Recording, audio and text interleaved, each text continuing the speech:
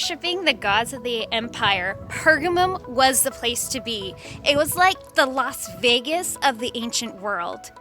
If you wanted to have good harvest for that year, you prayed to Demeter. If you wanted safe travels for a journey, to Hermes. If you wanted wisdom, Athena.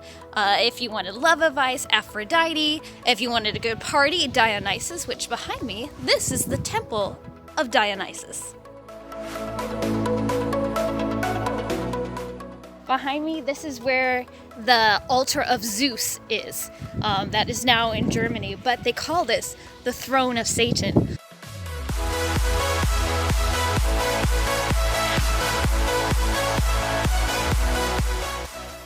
But for Christians, if you refuse to bow down to these pagans, then it is good to hear what Jesus says at the very beginning of this letter.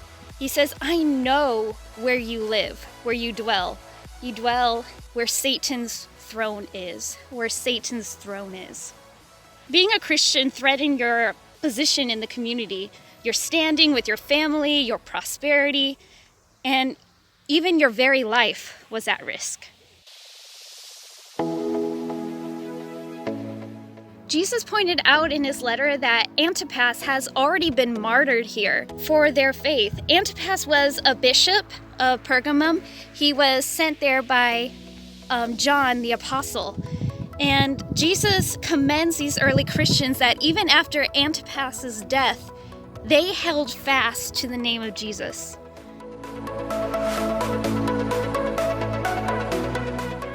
So if you don't like danger or being different, then you might want to publicly go to one of these temples with some friends or family and then sneak off to church when no one is looking. Jesus told them not to do this. He said, I know there are some of you who are practicing sexual immorality and eating meats offered to idols. And that is what happened in these temples.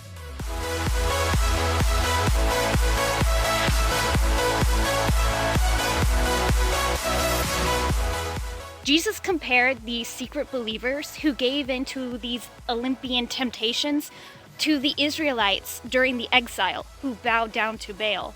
Faithfulness to Jesus and compromising your faith do not go together. Jesus told them, for those who prevail, you will receive a white stone with your name on it that no one else has and no one else knows. In the ancient world, invitations to major festivals and events by the emperor were done on a white piece of marble, and your name will be engraved as an invitation to come.